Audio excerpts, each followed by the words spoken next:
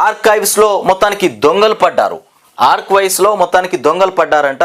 ఇక రూపాయలు వేల కోట్ల విలువైనటువంటి భూముల వివరాలు తారుమారుకు కుట్ర జరుగుతూ ఉంది. కబ్జా ముఠాలకు సహకరిస్తున్నటువంటి కొందరు ఉద్యోగులు వారి సాయంతో దస్త్రాల మధ్యకు కూడా నకిలీ పత్రాలు వస్తూ ఉన్నాయట. సహా చట్టం దరఖాస్తులతో మొత్తానికి వాటినే సేకరించి భూములు కొట్టేస్తున్నటువంటి అక్రమదారులు. మొత్తానికి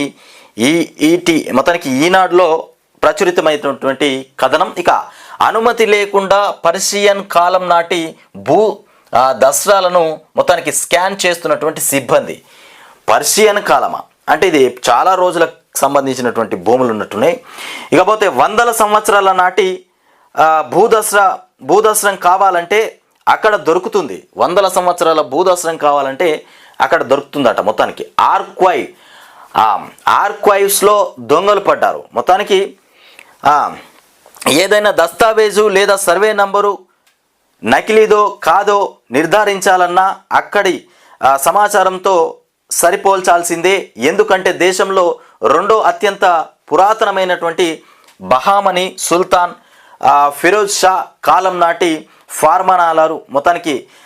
ఫర్మానాలు మొదలుకొని నిజాం కాలం నాటి దఫ్తర్ రికార్డులు కూడా 1282 సంవత్సరం నుంచి 1956 వరకు కూడా అంటే 2,15,090 దస్త్రాలతో కూడినటువంటి సుబేదారి మొత్తానికి పాయోగా భూ వివరాల వరకు కూడా మొత్తానికి 4.30 కోట్లకు పైగా కీలక పత్రాలు అక్కడే నిక్షిప్తమై ఉన్నాయట.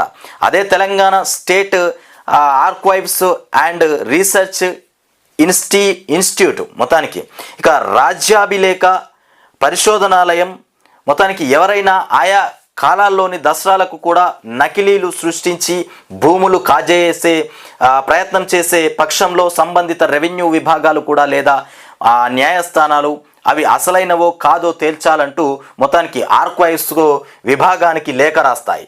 అంతటి కీలకమైనటువంటి విభాగం అంటే కొన్నేళ్లుగా అరాచకాలకు మొత్తానికి అలవాలంగా మారింది. ఇక అక్కడి సిబ్బందిలో కొందరు భూ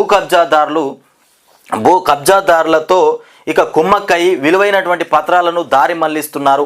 వాటి స్థానంలో నకిలీ పత్రాలు చేర్చి అవే నిజమైనవంటూ కూడా రాజముద్ర వేసి మరీ ఇస్తున్నారు.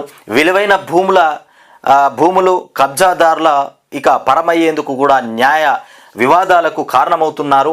ఇక ఈ అంశంపైన మొత్తానికి ఈనాడు చేసినటువంటి పరిశోధనలో విస్తుపోయే అంశాలు వెలుగులోకి వచ్చినాయట. అయితే ఇక్కడ విషయం ఏంటంటే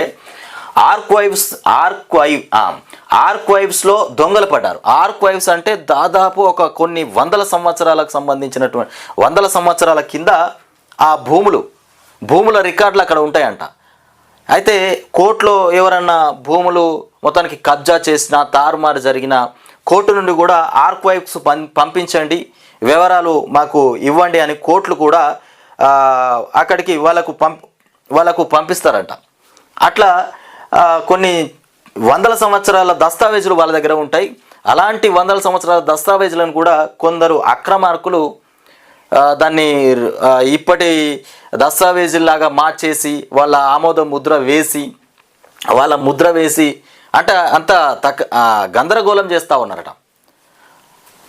ఆ దస్త్రాలను మొత్తం మార్చి పాడేస్తూ ఉన్నారట. దాదాపు ఇది వచ్చేసి 1282 సంవత్సరం నుండి 1956 దాకా ఈ దస్త్రాలు అందులో ఉంటాయి. భూములకు సంబంధించిన వివరాలు మొత్తం అక్కడ ఉంటాయి. అట్లాంటిది అక్కడ కూడా అక్రమార్కులు రికార్డులన్నీ తారుమారు చేస్తూ ఉన్నారట. ఇక ఎక్కడన్నా తారుమారు చేయండి.